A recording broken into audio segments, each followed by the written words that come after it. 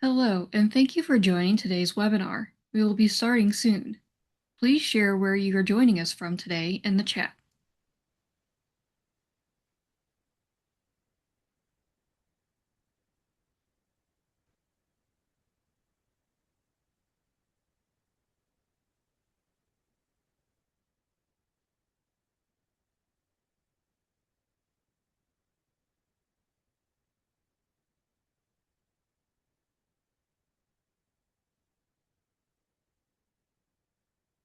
Thanks for adding in there where you're zooming in from. This is wonderful. Florida, Colorado, Massachusetts, Finland, Connecticut, Ohio, lots of different places.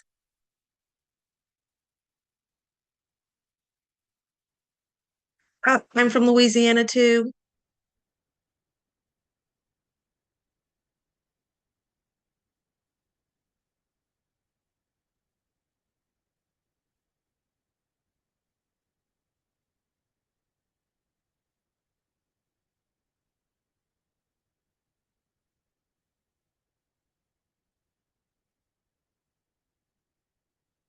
I would say hello, Oregon, hello, Texas. We should try to see if we get all the states in here and then how many countries. It's wonderful. Pakistan,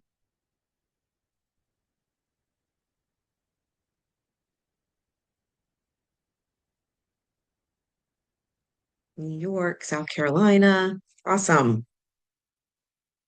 Okay. Well, hello, and thank you for joining today's webinar. This webinar is aligned with the type of content you'll find at Sigma's Creating Healthy Work Environments conference that happens in March 20th to 22nd, 2026 in Washington, D.C. Please visit our website to register.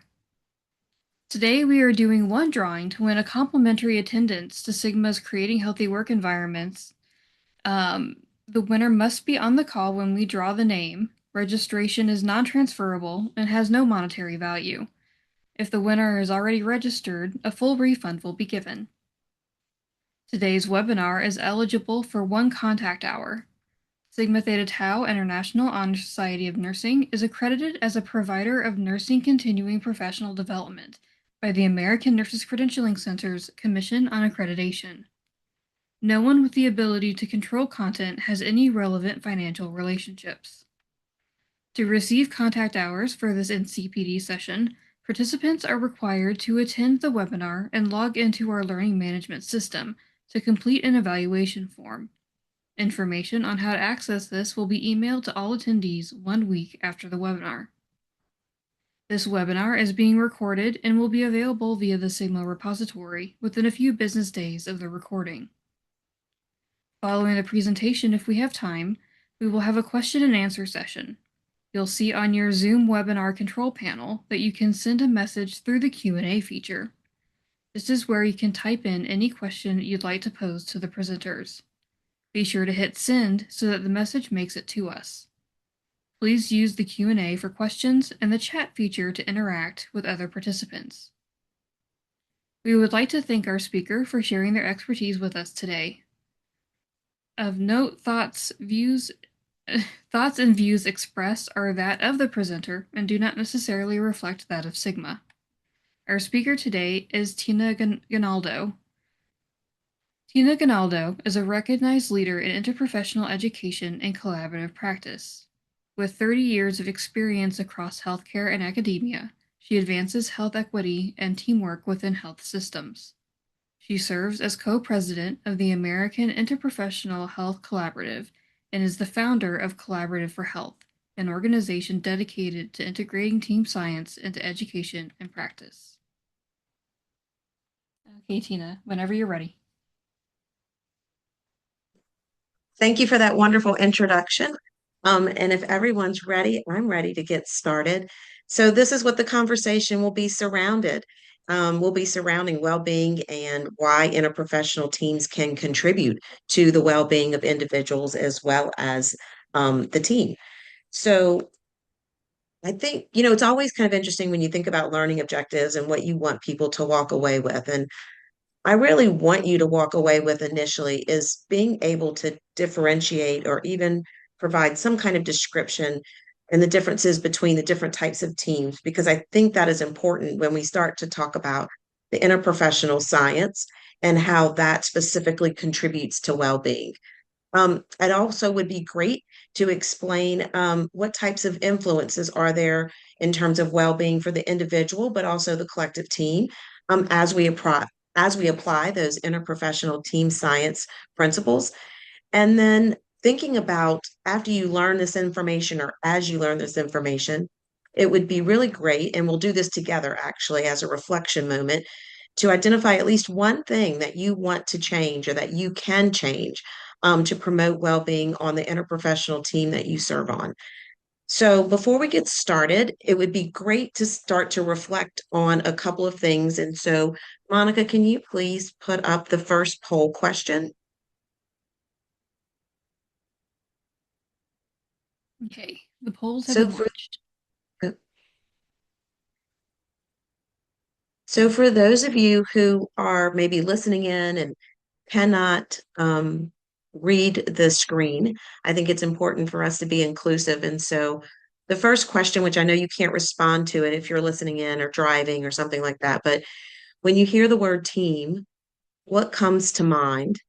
Select the word that best reflects your current experience when working across professions. And then bringing it not just related to teams, but more of your work environment right now. The second question is when you think about your own well being at work, what word resonates most with you right now? So it's not about the mission of the organization, it really is about you and how you think about your well being in the work that you're doing, no matter what the setting is.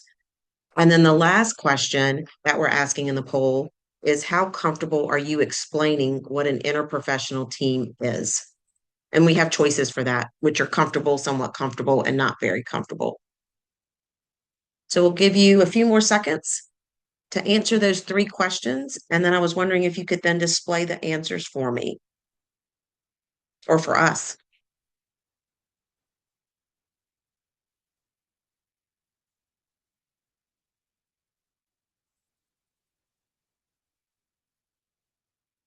Oh, did you only see one poll question? I see something in the chat.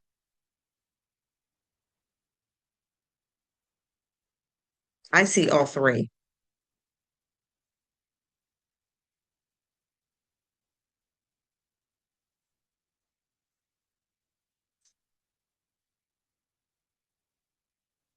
Let's see.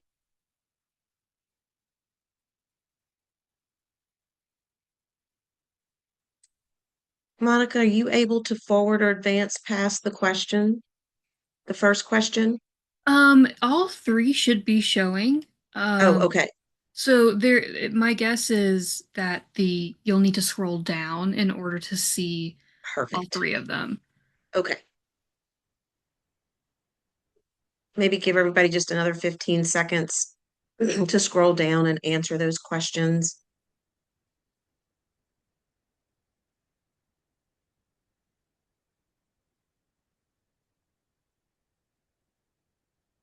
All right, I'm ready for you to reveal the answers. Okay. So for question one, supportive was the highest at 48%. Great. For question two, it looks like purposeful was the highest at 25%, Very awesome. with overextended right behind at 21%. Okay. And then for number three, we have a tie between very and somewhat comfortable at 47% for both. Awesome. Okay. That's really good. I love ties, right? Because that means that you who are participating on this webinar today could actually do some of the talking points that we're going to be having. So, reflecting on, I think, what interprofessional teams mean to you and also your state of well-being. And I'm very thankful that a lot of you found purpose, right, in what you're doing, because I do think that's really foundational in then building an interprofessional team. And then we'll move into talking about what differentiates the different types of teams. And so remember, once again, when we're talking about teams today, we're going to be talking about the science that helps us develop teams, but then also apply that from an interprofessional lens. So thank you all for participating and sharing your thoughts. Let's see. There we go. Okay. So one more thing left to do. It's not going to come from a poll. I'll let you choose if you have a piece of paper and pen in front of you, or you want to jot it down on your phone in your notes, or you want to actually just think about it in your head. But I want you to write 1 to 3 words that capture what you hope to learn today as related to interprofessional teams and well-being. And we'll take this reflection and we'll bring it throughout the session today. So I'll give you about 20 seconds, 30 seconds to do that.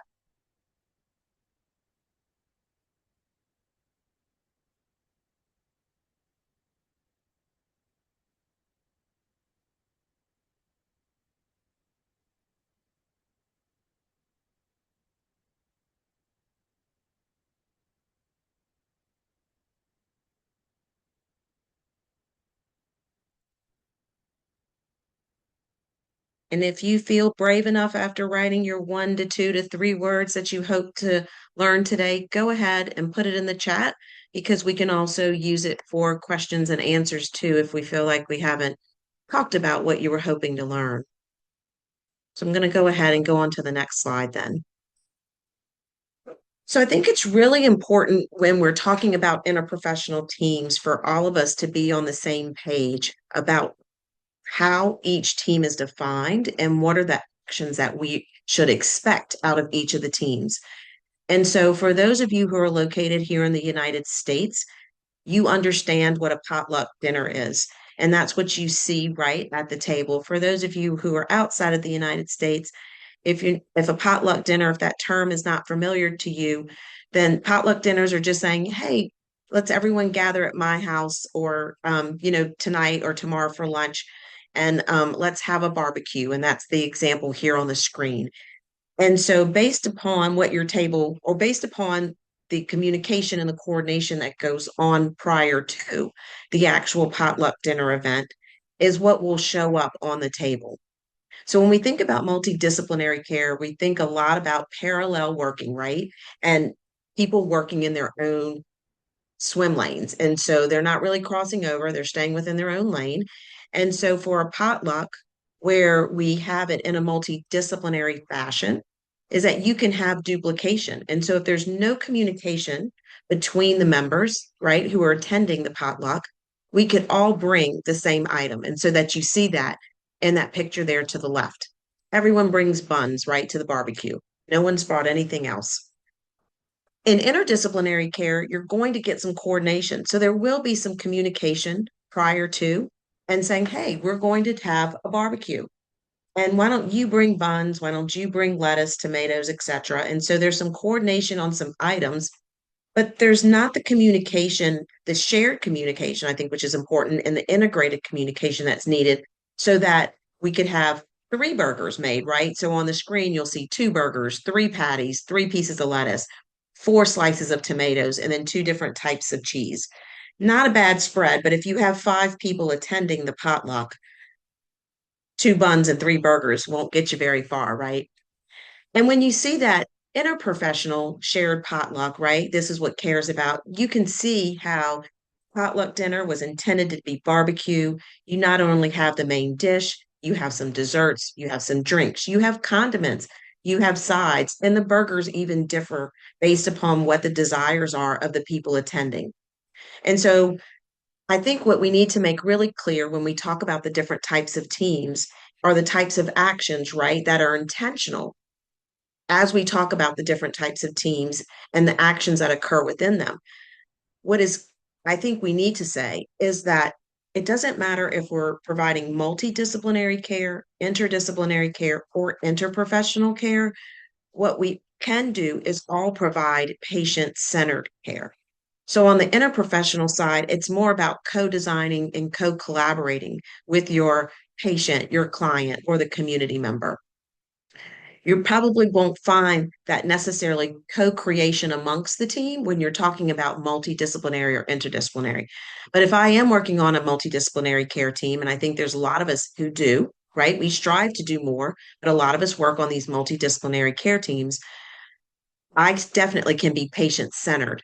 and my opportunity in working with the patient or client or the community member that I'm going to be working with, right?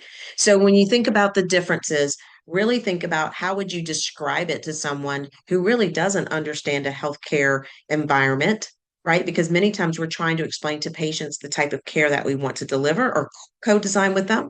And so maybe an analogy like this might be helpful for you as you move along, or maybe a new type of analogy. But for those of us who are really into kind of these healthcare diagrams, so thinking about multidisciplinary care, interdisciplinary care, and interprofessional care, what I think is important here is that the team strength icon at the bottom. And so these are diagrams that I created. So they're not someone's science in regards to the team strength, just to put that out there. But our team strength, because it's not organized, and it's not intentional with multidisciplinary teams, our team strength is very low, right? Then you can see how the team strength strengthens as you move to interdisciplinary care and then interprofessional care. And what I really like about interprofessional care, in particular with this diagram, is that you can have the same number of health professions on the team, but they're all playing different roles. And I think that's important. And you can see how some of those circles are larger, some of those circles are smaller, and maybe they don't need to be in that bi-directional flow of communication all at the same time, right? It might be a uniflow of communication. So I, as a patient, am letting my dentist know that I'm just giving this as an example, that I was just diagnosed with high blood pressure, right? So my dentist in my primary care might not have that conversation, but as a patient and being a leader of my healthcare team, I'm taking on that responsibility to communicate that important fact because I might know, or maybe I don't know, how blood pressure could impact my oral health. And you can see, though, how there's bidirectional communication between the patient and providers, but then there's also communication that goes around between provider to provider. And it starts to look a little bit messy. So if you don't have those structural and foundational principles of team science, integrated in interprofessional work, that's when things become a little bit chaotic. That's when things can become stressful. And that's when it can impact our well being. And so, just trying to connect all of this right to our well being, you can see how something with very uniform lines is great. There might not be a lot of stress going on because I'm in my own lane. I can control my own path, right? Interdisciplinary care, where the arrows start to join in and start to converge. Well, whoa, that I have to step out of my lane and I have to communicate with others and collaborate with them. How am I going to quite do that? I might feel a little bit nervous about it, right? Or fearful of that. And then if you were to look at the interprofessional piece, if you don't know the principles and the science behind communication and collaboration, that could start to look a little bit scary. So I think it's very important for us to be able to speak about interprofessional practice in terms of team science. So, good news is we always think about, well, what's going to propel us forward? And so, when you think about well being in interprofessional teams, what could propel us forward in terms of a healthcare system, not just locally, but globally? And so, the World Health Organization put out a report, Healthy Workplaces. You can see it here, a model for action. And they have four basic needs in which to promote well being in the healthcare space.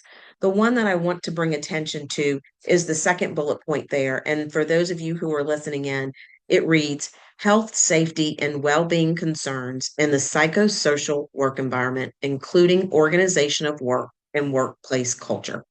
So that's where we're going to hone in when we're talking about well being for the remainder of this session or this webinar. So, specifically, when you start to read into that report and you look at what is the psychosocial work environment, right? So, it's really what we're doing every day. It's our culture of our organization or maybe of our team, the attitudes and the beliefs that we bring into that team on a daily basis. And if we do that in terms of being purposeful, right? Going back to that question, which asked you about your well being at the very beginning. So, if we can create that purpose and we understand that our purpose is here to serve patients, right, and the clients to help them have better health outcomes or improved healthcare delivery. That's a shared belief. And if that's a shared belief, not just between one person, but amongst the entire team, that's going to bring us a sense of belonging that we belong on this team because we all have this shared mental model. It's going to bring us joy because hopefully we can go back and ground ourselves in the purpose of why we're here serving the patient or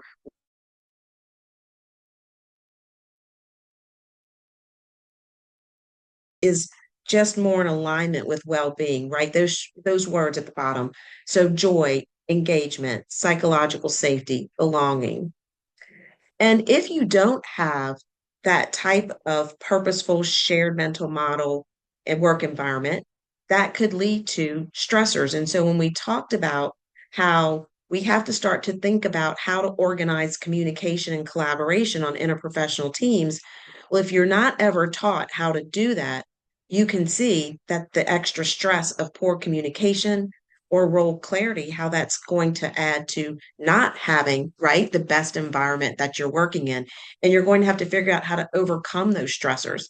But if we can just teach our interprofessional teams how to, using evidence-based practice, communicate, right, more effectively, collaborate more effectively, and come to the table, it will definitely improve our well-being of our work environment, if not the entire organization, at least the team that we work on. And I think this is important because I think all of us are on multiple teams. If I were to ask you, like, how many teams do you serve on right now?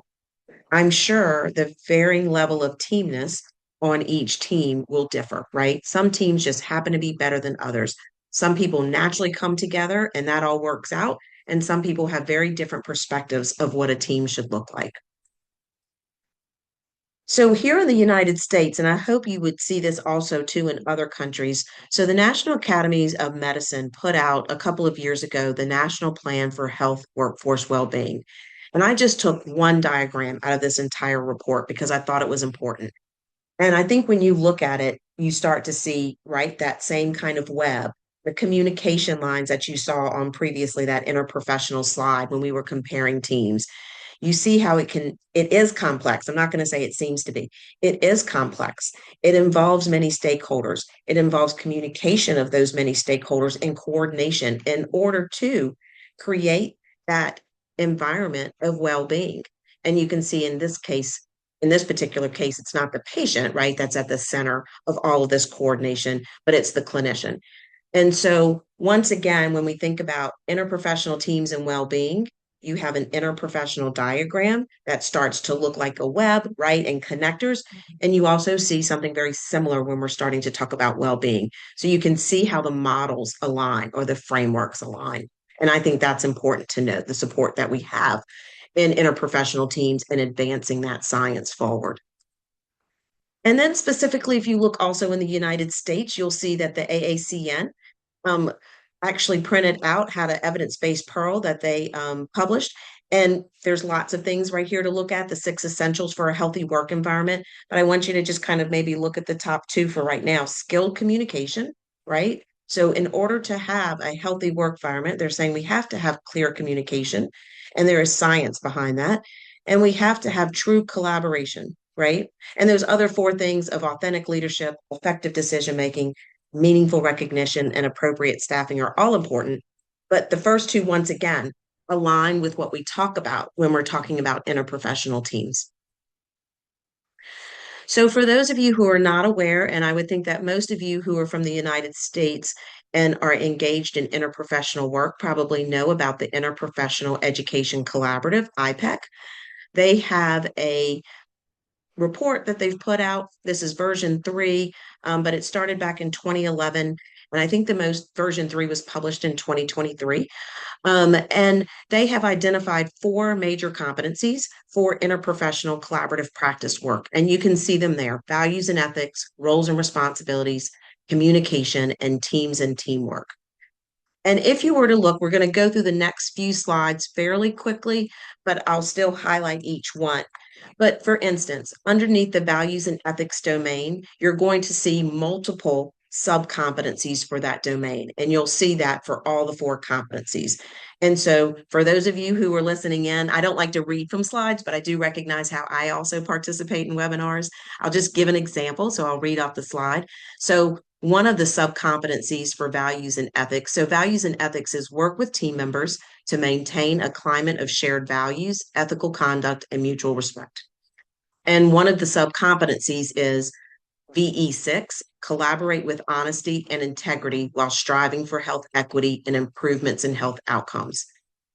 And why I'm showing you, and I'm going to go to the next slide, the competencies also then aligned with the sub-competencies is because this is part of the science. And so in order for us to optimize, right, interprofessional work, we would love to have as many of these sub-competencies or these behaviors shown within our interprofessional teams. Now, we're not going to have all 33 of the sub-competencies show up at once on all teams, but you want to try to maximize, right, what you can get based upon knowledge, experience, and the context of the environment of which you're employing the interprofessional team. And so if you didn't know what these 33 sub-competencies were, you're missing part of the science. I think that's kind of the biggest piece that I want to say. So, roles and responsibilities, that competency is use the knowledge of one's own role and team members' expertise to address individual and population health outcomes. And an example of a sub-competency is RR2, collaborate with others within and outside of the health system to improve health outcomes. So important, right, in community-based practices. Communication, you can see there's 7 sub-competencies. Communicate in a responsible and respectful and compassionate manner with team members. And so C1, communicate one's roles and responsibilities clearly. So as you start to look at each one of these behaviors, right, they're actionable. So values and ethics might be a little bit different in terms of how we observe them or perspectives. But for communication, roles and responsibilities and teams and teamwork, they're pretty actionable in what we can do to help support the teams in the role that they're trying to play. And what I think really differentiates interprofessional work, at least in the United States, as defined by these competencies and subcompetencies, you'll find in the teams and teamwork domain. And so it's TT1. It's describe evidence-informed processes of team development and team practices. And in essence, that's evidence-based practice, right? So if we think about clinical pathways and we're asking for our team members to practice in an evidence-based way for clinical implications, we should require the same thing when we're asking them to work on interprofessional teams. And this to me is really how we distinguish interprofessional teams from interdisciplinary teams and multidisciplinary teams, because you're not going to find that this level of at least 33 subcompetencies or even 2 subcompetencies when you look into the literature for multidisciplinary care and interdisciplinary care. And so this is what I think is a huge differentiator that we have to support interprofessional teams and well-being. Okay, so I just gave you a lot of information over the last probably 20, 25 minutes. So what I'd like for you to do is add to those 1 to 3 words that you wrote at the very beginning of something that you hope to learn. So kind of keep it in that same space, whether that's on a piece of paper, the notes function on your phone, or in your mind, but write down something that you've learned that you want to remember. And if it's not new knowledge, what's something that I said so far, or that what's been on the screen that's really emphasized what you already know and where you find purpose. So I'll give you about 20 seconds to do that. And I'm going to take a sip of water.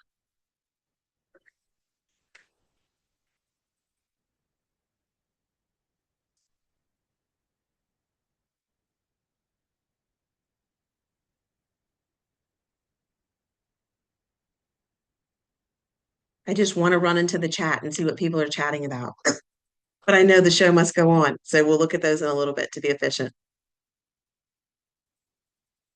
All right. And if you feel like you want to share something in the chat, feel free to in regards to something that you've learned or something you would like to emphasize because you think it's important. That'd be great. Because we learn from one another, right? That's so important in interprofessional practice. It's not just about me providing information, it's about learning from one another. So let's get into the science a little bit. And so I read this article. This was 3 years ago, I think, today, or not today, but 3 years ago in early spring. And I thought it was a really novel article research paper. And you can see the title there. It is The Ambiguity of We, Perceptions of Teaming in dynamic environments and their implications. And what this article basically said is that we have challenges when we work in teams. And I think that is something that we have to acknowledge. I think a lot of us who work in the interprofessional space, so I used to work in interprofessional education. I now work in clinical practice, not practicing, but in the quality division, where I help employ interprofessional collaboration and health equity within the organization I work.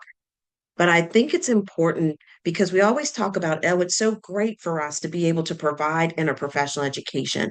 And we know within the interprofessional education space, there are challenges, right? But a lot of times we just talk about the positive. I think it's so important for us to understand the challenges that our teams have when they don't have the support that they need, which goes back to the science that as leaders, we should be able to help develop that knowledge base within our teams. We should be able to support them in working on interprofessional teams, and then we should be able to help sustain what they're doing. So that's what I feel like my role is. It's not so much to go on up there and observe and to tell them what they could be doing better and what communication they should be using. But for me, it's setting up the structure for that team to be successful, but letting them know what that structure is. We can't hide that from them. That is something that they need to know. And they need to know that because every single one of them on the team, those in particular who have a healthcare provider professional type of degree, right? They've gone through school, they've attained a degree, they've passed their national board exam. They very much have learned how to be critical thinkers. And so we don't need to shy away from the critical thinking once they get into practice. But going back to the article and the challenges, so I don't know everything by heart. So excuse me when I do look over to the side because I do have some notes about this article because I think it's important to get all the details right. So this wasn't a primary care setting with various health professions in the particular setting. And they asked their team members, do you feel like you are always a part of the team? Or do you feel like you're sometimes a part of the team, or you don't feel like you're a part of the team? So their survey that they asked all their team members in there were arranged around those. Well, I say a few of those questions with those responses. And so what was interesting enough is that that's why I'm going to look over to the side because I want to say this to everyone. When someone said they sometimes felt like they were a part of the team, they felt like the quality of care was not as good, right? So that goes back to purpose, belonging. And on our interprofessional teams, if we want a sense of well being for our individuals and the team as a collective, we really need to help individuals find their purpose on that team, their role clarity on that team, why their voice matters. Because if they feel like if they're sometimes a part of that team, right, and quality is impacted, that's something we don't want to happen. However, they did feel like as their team got larger in size, that the quality of care improved when they felt like they were always on the team. So, right, it's kind of three different factors. What's important to note, though, is with that team size, quality of work, and job satisfaction, so I'll throw that one in there. That's really a fourth one. Those increased only to a certain point. So as the teams got larger in team size, job satisfaction decreased. And we go back to think about the science, and we'll talk about this in the slides in coming up. When we think about team science, we think about, what size is most effective when we're developing teams. And if we're asking our individual team members to be a part of multiple teams that vary in size, vary in role clarity, vary in communication, that starts to create that chaos, right? Of all those lines that you see going on interprofessional teams, where you observe it as being chaotic, but you can very much structure it to where it's not. And so it's important, I think, for us when we take a look at these types of research articles that look at teams and not only look at the positive outcomes that come from teams, we also need to look at the challenges that arise with that. Because just think about if someone sees 40 patients a day, they're on 40 different teams potentially. That's a lot of teams. How do you promote well-being in clinical practice when someone has very dynamic teams, they're members of very dynamic teams, right? That are very transient. How do you create? What is the structure that you need to create as a leader to decrease the chaos, decrease the stress, so you can promote well being when people are working interprofessionally? And so, things to think about. So, the next slide is talking about team size. And so, going back to what is the right team size, when we have the opportunity to develop teams, we don't always have that opportunity. But if we do, where would you go and what number would you pick? And if you look into the literature, you might use Dunbar's number, right? So it's the cognitive load or the cognitive capacity that we have to build relationships. And we know relationships are key on interprofessional teams. And so if you're to look into the literature, you'll see people suggest a varying number of team members, right, as an ideal size. But I think what everyone can agree upon is somewhere less than 10 or 10 or less. And why is that ideal? It might be because of our ability to create those types of relationships that are needed for high performing teams, right? For them to be able to practice the way they want. And so if you've never heard of Dunbar's rule, Dunbar's number, you have five people who you can say are intimate friends. So just kind of matching up and aligning the bullet points with the circles there over to your left. You have 10 people who can be in your circle that you can call close friends. And you have 35 people who you can call friends, right? And then it goes on from there. So the relationships that you need on interprofessional teams, right? When we think about that, it becomes more difficult to build relationships potentially over that number of 10. So, what do we as leaders need to do, or what do we as individuals need to do to help build those relationships? It could be as an individual, when I get to a meeting and I sit down or I come on the screen virtually and someone else is on the screen, I actually start to have a conversation with them instead of just keeping myself on mute and not putting my face on the screen, right? So if you're on a virtual space, it's going to have more than 10 team members. It might be something you can consider to help foster a relationship, right? So that strengthens and decreases stress. In terms of a larger team that might be more in clinical practice, I think of those as being with someone that has lots of complex issues when you can get everyone together at bedside or somewhere near a huddle to have a conversation. And that means that maybe you have a very structured way that you're going to communicate with everyone. It could be, yeah, that's what I would say about that. Like, how can you build trust with communication in a hallway, right? Or at bedside? Very different on how you might create that in a virtual space or in a boardroom where you're having some type of committee meeting. But thinking about team science, I think, is important. And I mean, so team numbers as related to team science is important. So we can take Metcalfe's law as well. Now, Metcalfe's law, you'll see this related more towards nodes of communication and kind of the internet space. But if we apply it to organizations, it's so easy to see here. We start to create complexity in communication with the more team members that are added. So if we know this, once again, as an individual, if you know this, as the leader of that team or as a participant or of that team, if we know that complexity arises in communication by every person we add on that team, what can we do about that? And I think it's important to realize when we start to build our teams, if you have the opportunity to build a team, when you think about, before you think about numbers, you need to think about role clarity. Why do you need someone there on the team all the time versus maybe why might you need someone on the team to just come in and out of the team, right? And not be there for every meeting or for every session. Because you don't want to negate larger teams, because when you do have larger teams, people bring in different perspectives, right? It's going back to maybe even like this virtual space. If there were five people that attended this webinar, that would be probably absolutely wonderful in the depth of conversation that we could have and the relationship building that we could have in terms of building trust to support interprofessional teams. But when you have over 100 individuals on a space like this, how do you create that trust? How do we actually ask to share perspectives, right? So we have chat features, we have Q&A features, but we have to call those out.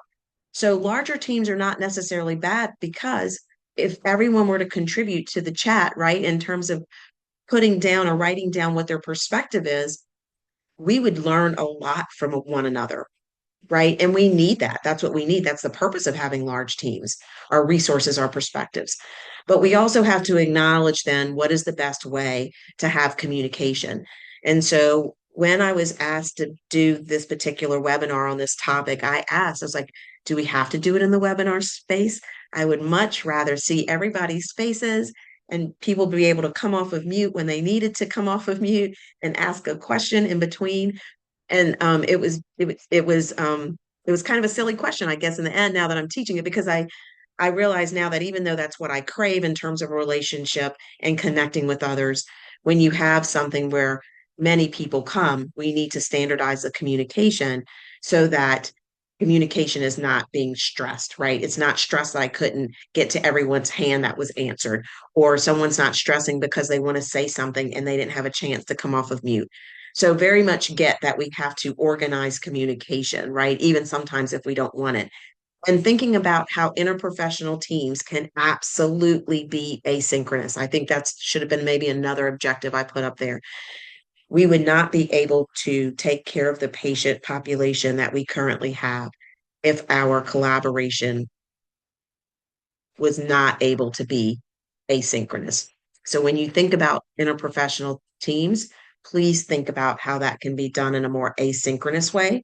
We'll have to teach our teams about that, but it can be done and it should be done as compared to always a synchronous way.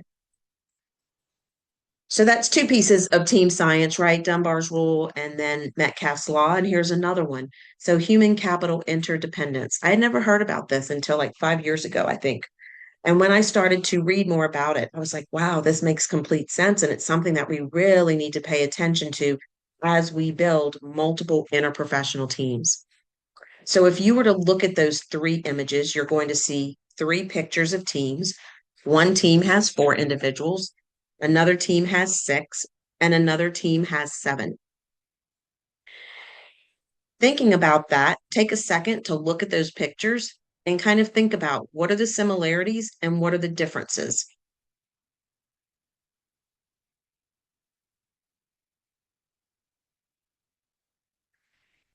And maybe you can see my cursor. I hope you can, but maybe you can see that there's one individual right here with the brown hair and the blue background that's on all three teams. And then you have an individual who's on two teams. Actually, you have two individuals on two teams.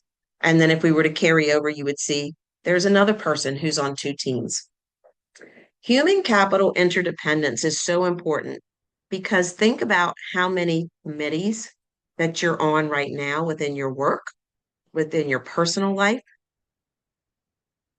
and think about the person who's sitting next to you virtually, or maybe sitting next to you in reality, the next office down, or someone that works on the unit with you. And how many committees and teams are they on? When we start to spread ourselves too thin by being on multiple teams, whether this is interprofessional now or not, but interprofessional is where we need to be focused on. We are putting our team at risk in terms of not having a backup plan for our role, for our expertise, for our contributions if we were to go out. And so just say that in this particular week or even 2 week span, there was someone who was on all three teams and they were an active participant on that team because on interprofessional teams, we're all active. We're all active contributors. We're all co-creating what we want it to be. If that person is out of pocket and that those committees met, right, during that same time frame, that person's expertise is now not there anymore to contribute to. And then just say two people got the flu. We're in the flu season, so this is perfect. So what happens to your committee meetings when that happens? They're on multiple teams. What happens when there's a hurricane? right? Or a natural disaster or a snowstorm. Yes, we have a lot of backup plans now in terms of maybe virtual gatherings compared to in-person gatherings. But I think it's so important going back to the article. If we have our team members on multiple teams that don't have the support that they need, how are we supporting them in well-being? And I think that's true for ourselves too. Is it okay for us to say, based upon my contribution on this team, is it really important for me to be here for every meeting? Or should I, or can I step back and you just tell me what meetings you need me here for? And that would be in my best interest for well-being, to develop the relationships that I want, to bring forward the information that that team really needs, right? In order to move their project forward.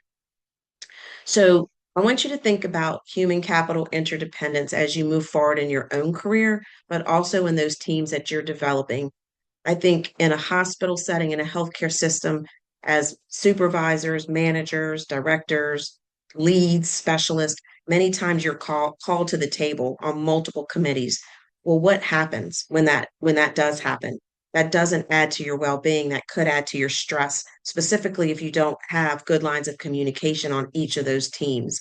So it's something that I think we need to have a conversation about. But more importantly, if we were to look further into the team science, it's important for us to always have a backup plan. So, right, it's send you yourself to this committee meeting or a designee. And so it's things like this that we can do using the team science to know how we can maximize the collaboration that can occur um, when we meet asynchronously or synchronously. So, going back to a healthcare perspective, and I know this is a house, but it was the best way that for me to kind of create an analogy, just like I did the potluck dinner. But we want to be right? It's like primary prevention. We want to be proactive using the science so we can prevent stresses from happening and we can contribute to well-being. And so the foundation is all of us. And we need someone there to help regulate the team size, help us determine roles and define role clarity, thinking about what's the best mode of communication that we're going to use. And it doesn't have to be a single mode of communication, it could be multiple modes, but knowing when to use those. And knowing about human capital interdependence and when we're on enough, right? When we're spread too thin, because we all want to contribute or be active contributors to the teams that we're on. I truly believe that. So we're going to get to the end and take some questions and answers. But I think it's important always to reflect on the time that you're going to spend learning. And so kind of read what you've written from the words to what you wanted to, or what you had learned or what was reemphasized. And if you want to use the when instead, I will because framework for reflection, that's great. That's an example there to your right. But write down one doable action that you can do moving forward related to interprofessional teams and well-being. And I'll give you about 30 seconds to 60 seconds to do that.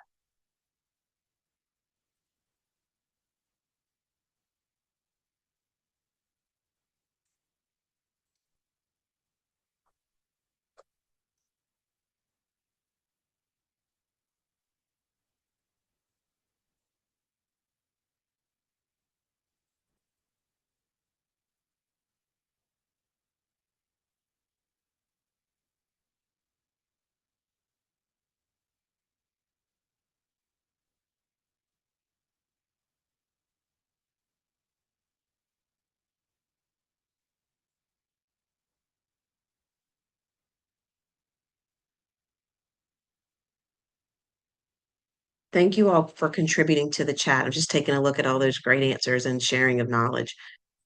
So before we conclude and we go to question and answer, the one thing I'd like for everyone to know, so I love talking about this space, interprofessional work, interprofessional collaborative practice.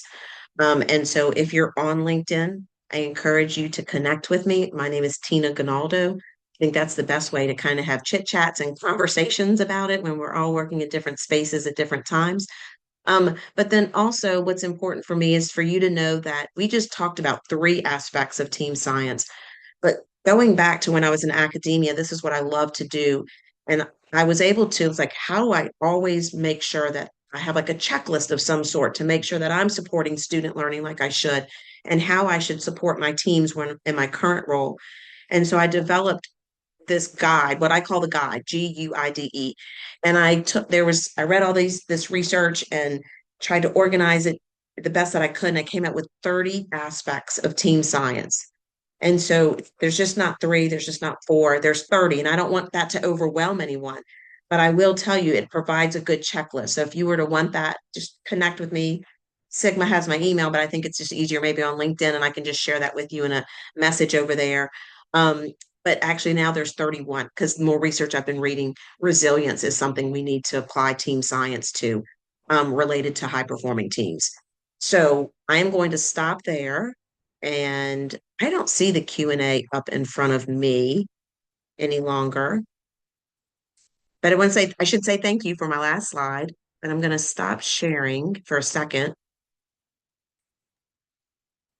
and see if I can find, oh, Q&A.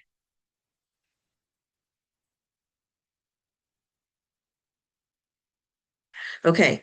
So Catherine has a really great question. She said, thank you for that feedback, Catherine. So how do we measure team members' IPEC competencies, especially in the domains of communication, values, and ethics? So that's the first question. So one, I would say there has been, I believe, two different groups of authors or teams of authors that have come up with quantitative type surveys that you can take a look at. If you message me, I can get you those. I know one's out of Virginia Commonwealth University, with Kelly Lockman and Alan Dow, and I think I just read about another one recently. How do we measure it though? And I think it's, why do we want to measure it?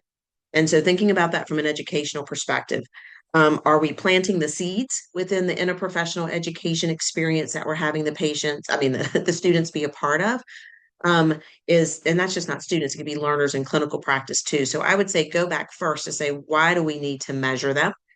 For what purpose do they serve? And after what purpose of time? Because that's important, because some of those competencies or sub-competencies are lifelong learning skills, right? And at what level that sub-competency of being able to communicate your own roles and responsibilities, that should be able to be seen on a continuum, right? So I only know so much about my profession in year one. I only know so much about my profession in year three, four, five. When I get out to practice, I know so much more about my profession. So at what level are you wanting to measure those sub-competencies at is something that I think, to think about. And then the second question is, how do we obtain more fiscal resources for intra-professional teamwork and well-being, team member well-being? So this is where I say you really just have to go and ask for those fiscal resources from your leaders. They're either going to believe that you can, there's value in collaboration within professions or, across professions. And what resources are you looking for? Once again, I would go back from a management, and administrator perspective, is to say, what resources are you looking for and what do you hope to intend them to do?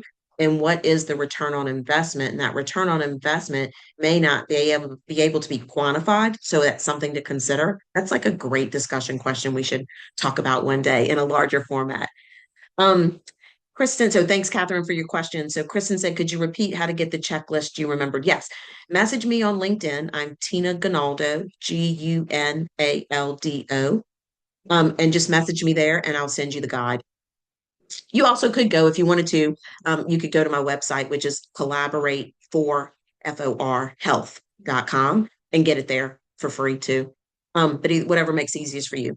Okay, Anya says, I'll send you an email through LinkedIn. You're a nurse designer and practitioner in the beginning of making a pivot into nursing. Oh, great. Yes, please do. So if you're not even in the United States, but maybe in the time zones of the four, just to let you know that it was very difficult for me when I transferred out of academia into practice to find my people. So, who else is out there that has a defined role in interprofessional collaborative practice in healthcare settings? And so there's probably like a group of 10 of us, and we just started to meet once a quarter. It's very informal. We do it virtually. We spend about 50 minutes, 45 minutes to 50 minutes on the phone, sharing what we're each doing. And what we're doing all differs based upon the resources that we have. So I think I would want to say that because I think it's so important that it'd be great if we were doing something consistent, but sometimes that's not possible with the different resources that we have. And then Annette says, how to handle the individual on the team who is focused on their agenda versus the objective goals of the team. So, Annette, I know we all have somebody like that, right, on one of our teams. And I think it's such an important question. So I think it's more about going back to the purpose. And so having a conversation with that individual, it is what is the purpose? Take it away from the individual perspective and what is the purpose of the committee? What is the goal of the committee? And do we have a shared mental model of the goal of that committee?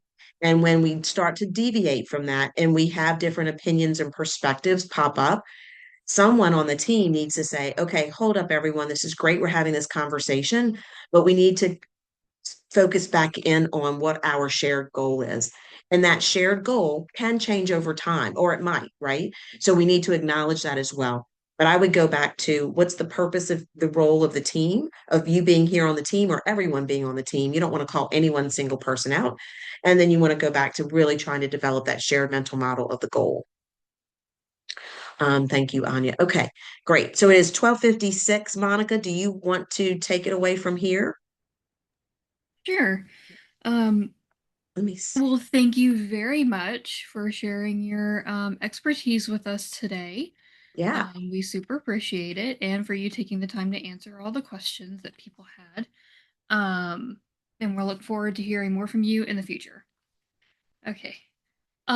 So everybody who has attended, we're sending them uh $100 US off of the Creating Healthy Work Environments registration. At this event, you'll get even deeper insights into topics like what we discussed today.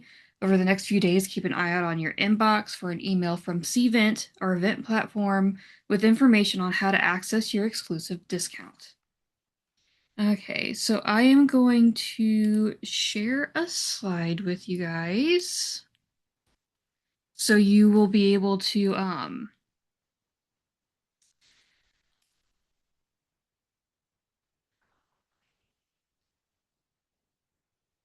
my apologies. I'm trying to make sure that I'm getting you the right thing because I know it seems like we had a lot of questions from our last webinar about getting the link,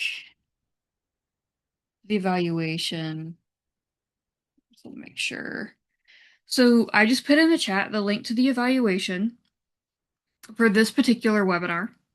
If you were in the human trafficking webinar and didn't get the link, you can find the evaluation for that webinar in the same place. You go to the catalog, and then it should be probably the second item in the catalog.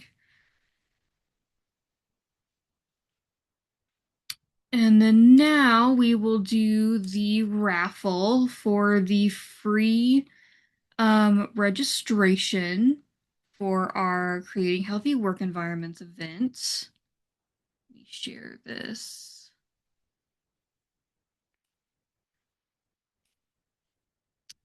Okay, as you can see, we had a lot of people attend today's webinar, over 200. um, and so I'm going to spin the wheel. And if you are chosen, feel free to send me your email in the chat. Um, I understand if you don't want to send everybody your email. So there should be a little drop down box by the two, and you can send it, put it to hosts and panelists, and I will be the only one who gets your email. And then we'll send you the information on how to get that registration. All right. So yeah, drum rolls, spin the wheel.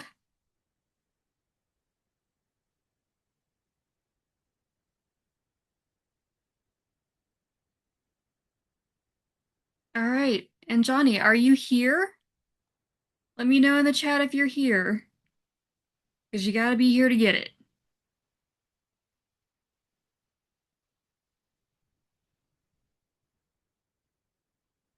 Oh no, did Johnny leave? Because I'm not seeing you saying that you're here. You got to be here to get it. So if you don't let me know that you're here, um, I'll have to.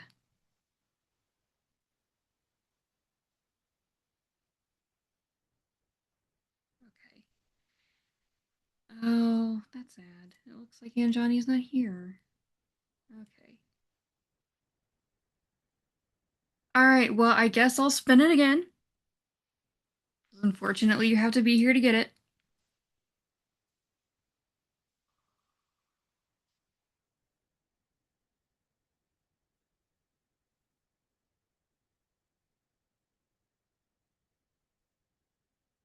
Okay, Amber. Amber here. Let me know in the chat if you're here. I feel like we may have lost some people once our presenter left, which makes sense.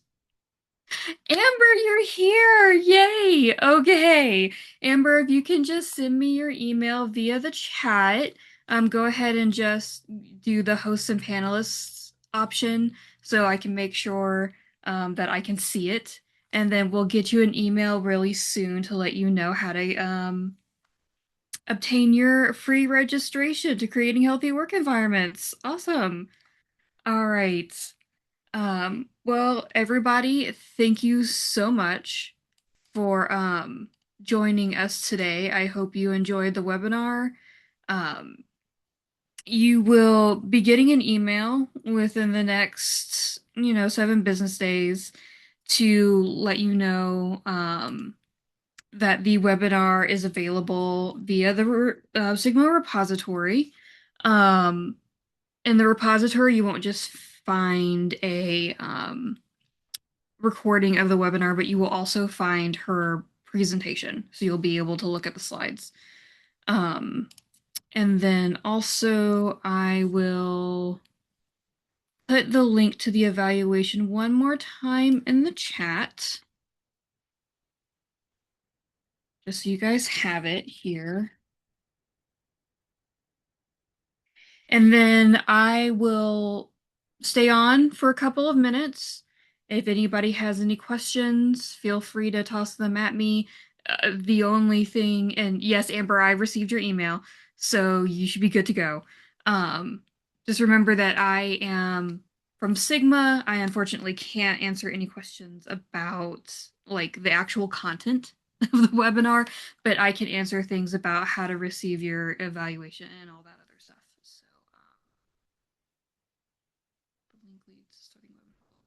Yeah, so the link will send you to a course in our learning management system. It will take you about 30 seconds to just click through the email through the course to reach the evaluation. You won't need to do anything. Won't need to watch anything. You don't need to read anything. You'll need to answer a question that says that you watched it, and then it'll take you to the evaluation.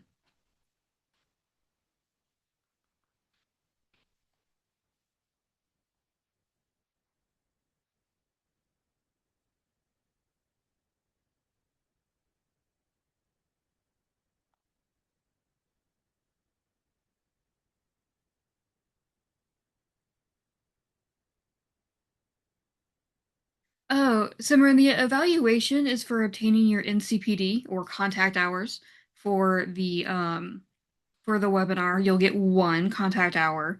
If you aren't interested in the contact hour, then you don't need to fill out the evaluation. Um, Amber, I believe you'll get more information in the email, but if you have any questions, you'll just be able to respond back to that email and they should be able to answer any questions that you have about the conference itself.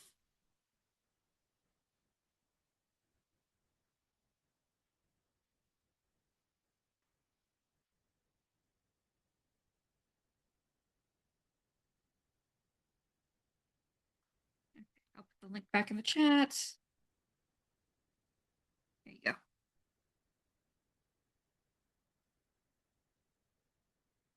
Also know that that link takes you to our catalog in our learning management system.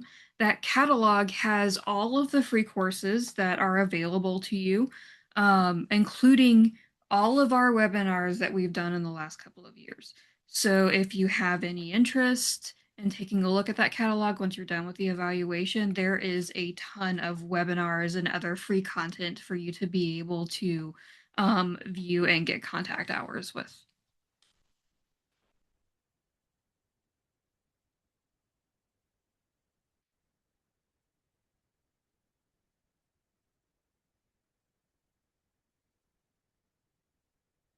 Okay. So we're about 5 minutes after two. Again, thank you for oh, getting a bad link. Okay. It's a good thing you put that up, Joanne. Okay, so if you're getting any sort of error, my suggestion would be to either try a different web browser or clear your cache and cookies to see if that helps. If not, feel free to email us at education@sigmanursing.org and we'll be able to help troubleshoot what might be the problem.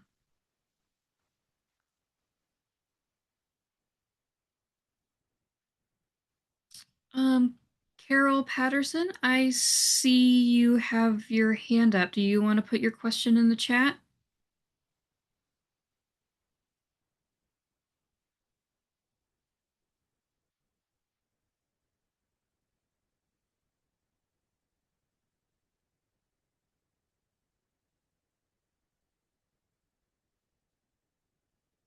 Oh, okay. Well, I'm glad there's nothing wrong. Okay. Well, everybody, I hope you have a wonderful day. And thank you for joining us today. See you next time.